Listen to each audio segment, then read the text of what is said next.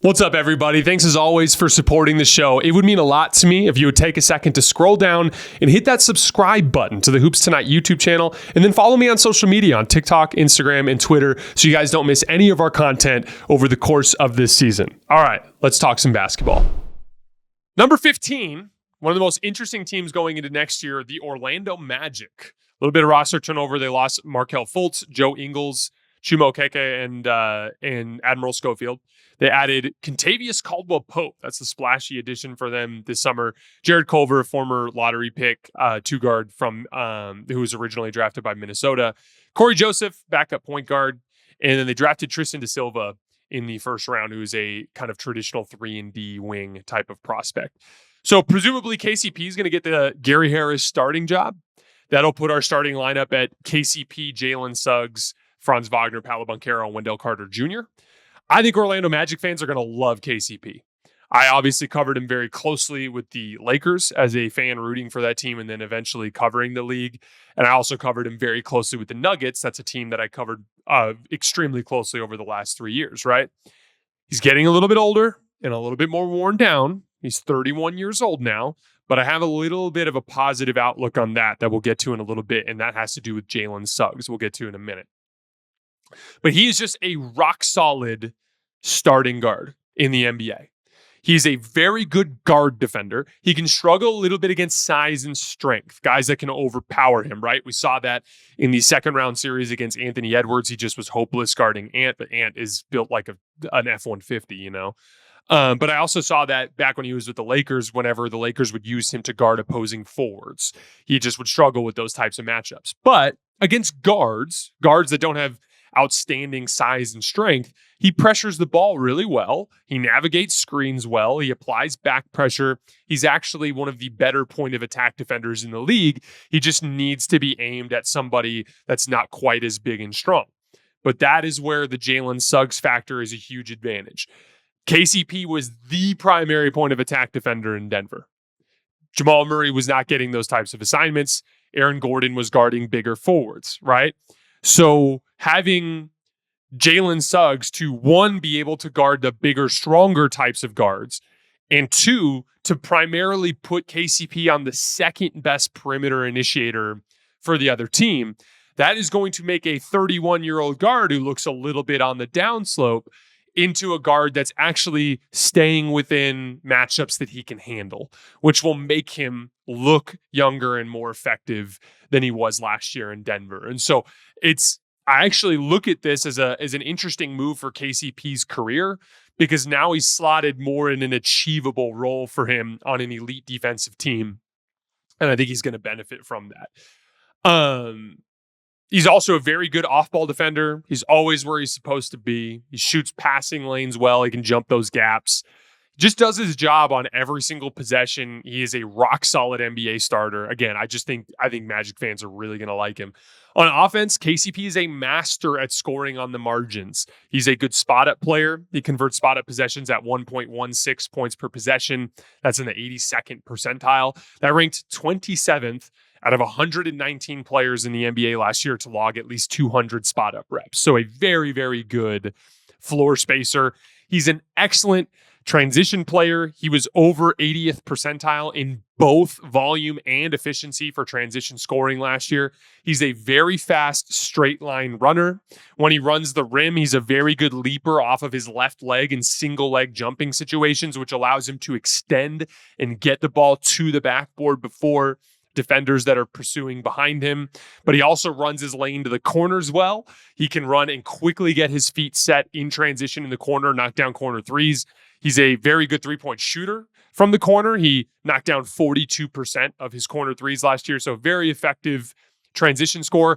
And he's a legitimate movement shooter. Whenever he's curling around screens or slipping out of guard screens, he can quickly get his feet set on the move and knock down shots. And as we know, that's a significant part of the Magic's offense. They run a lot of inverted ball screens where they'll have Franz or Paolo with the ball, but they'll have, someone like a Gary Harris or a Jalen Suggs set the screen and then quickly slip out of it and try to make themselves available at the three-point line. And those guys can knock down those shots, but they are not as consistent with it. I think KCP comes in immediately as a better movement shooter than both of those guys to help kind of unlock a little bit more of that inverted ball screen game that Orlando likes to play. Again, just a rock solid starter, a legitimate upgrade over Gary Harris. I think that Magic fans are going to love rooting for KCP. The strength of this Orlando Magic team in totality is their defensive end of the floor, right? They finished third in defensive rating last year. They did a wonderful job in the playoff series of grinding Cleveland's offense down into the mud. It's not hard to figure out why. They have top-tier guard defenders, right? Jalen Suggs is about as good a guard defender as you'll find in the league. Gary Harris is also solid. Kentavious Caldwell-Pope is better than Gary Harris too, so it'll be even better this year. So, they can get after the damn basketball. They can pressure the ball, but they also have a ton of interior size behind that. This is a massive front line with Franz Wagner, Paolo Banchero, Wendell Carter Jr., Jonathan Isaac. When he's out there, they have a ton of length and size on the interior. So you combine good perimeter defense that funnels into a ton of interior size, and they are a dominant defensive rebounding team. They grabbed 74% of opponents' misses last year. That was the second best mark in the entire NBA. So that's just an end of the floor that I don't worry about. Elite defensively in just about every phase, an elite defensive rebounding team. That's not something I worry about. I think they're going to be another top 3 defense in the NBA this year. The offensive end is where Orlando gets really hard to watch.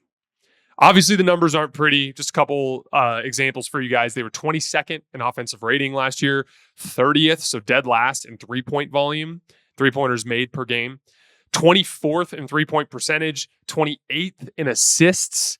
Here's the weird one, 27th in fast break points scored per game, 25th in overall transition frequency, according to Cleaning the Glass, 24th in transition efficiency, according to Cleaning the Glass. So they don't, for an athletic team that defends really well, they don't capitalize on that in transition, which just feels like a waste of an opportunity there, which we'll get a little bit more into in a little bit. But I want to start in the half court because it's just a really ugly brand of offense. I rewatched, as I mentioned earlier, game 1 of the Cavs Magic series earlier this week to help prep for both of these teams. And it's just jarring to watch the difference in ball and player movement between those two teams. I talked about how the first possession for the Cavs, they come up the floor and they run a beautiful 5-out sequence with 2 different ball screen actions that switch sides of the floor. And then they switch sides of the floor again for a Chicago action with Max Strus coming off and hitting a movement jump shot. You go over to the other end of the floor, Orlando just consistently walks the ball up the floor and everyone stands around while Franz or Paolo decide if they want to go one-on-one. And if they decide not to go one-on-one, they'll call for a guard to come set a screen and then slip out of it. And then so many of those Paolo ISOs turn into tough fadeaway jump shots that he just doesn't hit a high percentage of. Franz tends to get a little closer to the rim and he takes more floaters, but he's been nightmarishly bad as a jump shooter. He shot below 30% overall in field goal percentage on jump shots last year. So it just was an issue, right? And when they get into the half court, it's so stagnant. There's no off-ball movement. There's no getting the ball from side to side. There's no flowing into multiple actions on the same possession. It just is ugly. It's ugly basketball to watch. And a lot of it is personnel. I want to be clear, but there are ways to get more out of that personnel and make things easier for them. So there are 2 main areas where I'm looking for improvement from the Orlando Magic this year. One, I want them to look to score in transition more frequently. You're a dominant defense. That means you're going to get a lot of live ball rebounds, right? Live ball defensive rebounds where you can get up and down the floor. You're also a very athletic team. You're athletic now, especially in a different way, in the sense that KCP is one of the best transition scoring guards in the league. So when you struggle to score in the half court, you need to try to turn defense into easy offense as much as possible to supplement that and to avoid that static half court situation as much as possible. Then, 2, when you get into the half court, incorporate more ball and player movement. Now, to be clear, I understand some of the reason why teams like Orlando don't move the ball a ton, right? When your primary ball handlers are bigger bully ball players, forwards, like Paolo and Franz, most NBA defenses will just switch actions that are involve those big guys because you don't want to ask your big forwards on defense to navigate screens. That's always a recipe for disaster. So teams will do a lot of switching. So screening actions aren't as effective. But this is where I actually want to use the Lakers as an example, because I actually think they're a perfect example of why that shouldn't matter when you're designing your offense. The Lakers have a similar construct on their front line. They have Rui Hachimura, LeBron James, and Anthony Davis, 3 really big offensively gifted forwards. And they ran into similar issues 2 years ago. Teams were switching against their front line, things were getting stagnant, and they were a bad offense. Now, to a lesser extent, because they have a lot more talent offensively, but a similar issue in terms of a ball handling big front line that teams were switching against a lot. In 2023, they were 15th in assists and 19th in offensive rating. So an average ball movement team and a bad offense. But then they moved to a lot more ball and player movement in a 5-out context last year, and their offense exploded with the exact same front line. In their last 46 games last year, they were 4th in assists and 3rd in offense, just by getting the ball flowing from side to side and having more on and off ball player movement, right? Now, to be clear, the guard ball handling situation in Orlando is not as good as Austin Reeves and D'Angelo Russell, right? So I'm not expecting it to look as fluid and nice as it did for the Lakers towards the tail end of the year last year. But KCP is an awesome 5-out guard. He can make a play coming off of a dribble handoff, but he's also an extremely gifted off-ball cutter and screener. We talked about this in the Cavs segment, right? Like 5-out offense, there's a lot of misconceptions about 5-out offense. One, you need a shooting 5. No, you don't. The Warriors run a beautiful 5-out attack with 2 non-shooters on the floor at all times. It's not about that. It is about ball and player movement going from side to side. And then 2, thinking that it's about flowing only with on-ball action, meaning like a lot of people think 5-out is like DHOs and ball screens just alternating sides. That's a way that some teams play 5-out, but that's not the only way. Another way to play 5-out is to have your bigs, your non-shooting fulcrums or whatever you want to call them, operating at the elbows while you're running off-ball screening actions. The Nuggets are really good at this, right? Like Jokic will be dribbling at the elbow, and like you'll have KCP and Jamal Murray like screening for each other, and like one of them will go to get a dribble handoff from Jokic, but then the other guy will just quick slip to the basket and Jokic will throw him a pass, right? That's where you use the guys at the elbows as passing fulcrums, while the dudes are running off-ball action looking to slip to the three-point line into the rim for easy catch-and-shoot threes and layups when teams botch switches, right?